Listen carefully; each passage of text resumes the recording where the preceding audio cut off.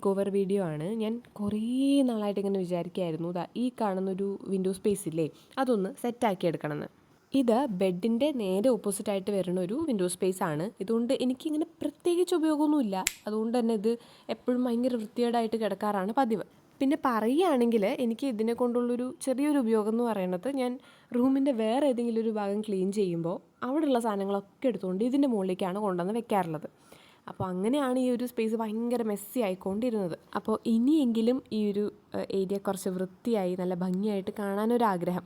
അതുകൊണ്ട് ഞാൻ സാധനങ്ങളൊക്കെ എടുത്ത് മാറ്റി അവിടെയൊക്കെ ക്ലിയർ ചെയ്തു. ഇനി ഇതാ വൃത്തിയാക്കാനുള്ള ശ്രമത്തിലാണിപ്പോൾ.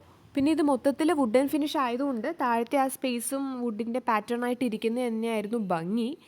പക്ഷേ ഈ കാണുന്ന സ്റ്റെയിൻസ് അതെന്ത് ചെയ്തിട്ടും അവിടെ നിന്ന് പോകുന്നുണ്ടായിരുന്നില്ല. എന്തൊക്കെ ഇട്ട് തുടച്ചിട്ടും അത് വുഡിലായതുകൊണ്ടാണോ എന്നറിയില്ല, അത് അവിടെ തന്നെ അങ്ങനെ ഇരിക്കുകയായിരുന്നു.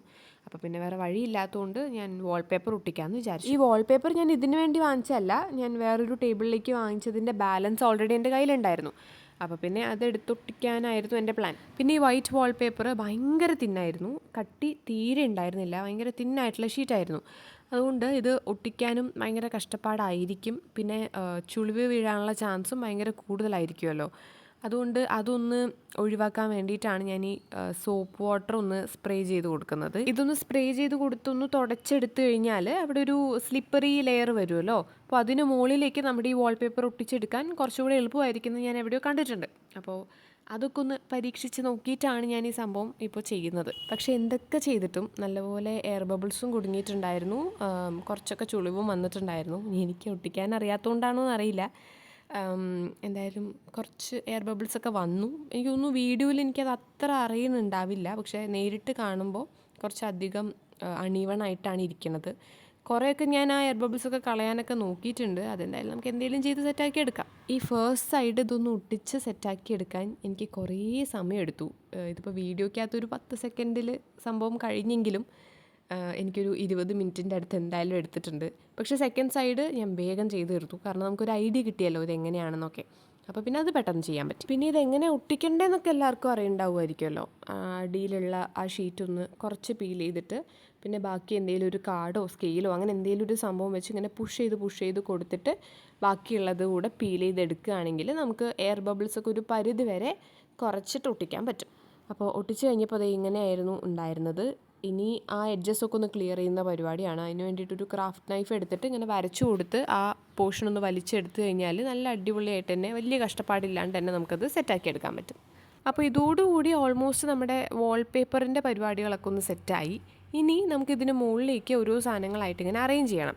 അപ്പോൾ എന്തായാലും ഈ ഒരു സ്പേസ് ഇങ്ങനെ ഓവർ ക്രൗഡഡ് ആക്കാൻ ഞാൻ ഉദ്ദേശിച്ചിട്ടില്ല. ഭയങ്കര മിനിമലായിട്ട് എന്തെങ്കിലും ചെറിയ സാധനങ്ങൾ വെക്കാമെന്നാണ് വിചാരിച്ചത്. അപ്പോൾ ഈ ഒരു ഫ്ലവർ വേസ് നമ്മൾ തന്നെ ഉണ്ടാക്കിയിട്ടുള്ളതാണ്. ഷോർട്ട് വീഡിയോ ആയിട്ട് അപ്ലോഡ് ചെയ്തിട്ടുണ്ടായിരുന്നു. ആ വീഡിയോ ഞാൻ ജസ്റ്റ് അത് ഇവിടെ കൊടുത്തിട്ടുണ്ട്. ഭയങ്കര സിമ്പിളായിട്ട് ഉണ്ടാക്കാവുന്നതാണ്.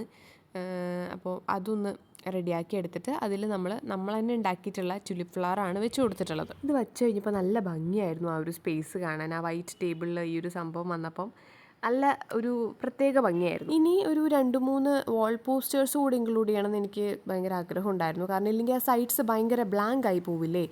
അതുകൊണ്ട് അവിടെ ഒട്ടിക്കാൻ വേണ്ടിയിട്ട് ഒരു 2-3 വാൾ പോസ്റ്റേഴ്സ് ഞാൻ തന്നെ പെയിൻറ്റ് ചെയ്തെടുത്തിട്ടുണ്ട്. പിൻട്രസ്റ്റ് തന്നെയാണ് റെഫറൻസ് എടുത്തിട്ടുള്ളത്. ഒരുപാട് നല്ല രസമുള്ള കുറേ ഐഡിയാസ് ഉണ്ടായിരുന്നു അതിനകത്ത്. ഏത് കളർ പാലറ്റ് എടുക്കണം എന്നൊക്കെ ഭയങ്കര കൺഫ്യൂഷനായിരുന്നു. പിന്നെ അവസാനം ഇതിൽ ഫിക്സ് ചെയ്തു. ഇനി നമുക്കിത് ആ സൈഡിലേക്ക് ഒട്ടിച്ചു കൊടുക്കുന്ന പരിപാടിയാണ്. അതിന് നമുക്ക് സിംപ്ലി നമ്മുടെ ഡബിൾ സൈഡ് ടേപ്പ് തന്നെ യൂസ് ചെയ്യാം. പക്ഷേ എനിക്ക് പേഴ്സണലി അത് യൂസ് ചെയ്യാൻ തീരെ താല്പര്യമില്ല. കാരണം എങ്ങാനും പറിച്ചെടുക്കുമ്പോൾ പെയിൻ്റ് അടക്കം അങ്ങോട്ട് പറഞ്ഞു പോരും. അപ്പോൾ ഞാൻ ഗ്ലൂ ഡ്രോപ്സ് ആണ് എടുത്തിട്ടുള്ളത്.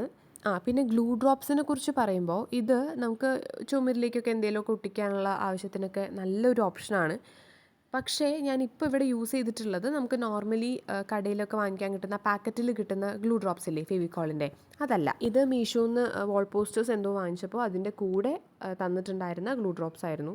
ഇത് അത്ര സ്ട്രോങ് അല്ലാത്തതുകൊണ്ട് നമുക്ക് പേടിക്കേണ്ട കാര്യമില്ല, പെയിൻറ്റ് ഇളകി പോരില്ല.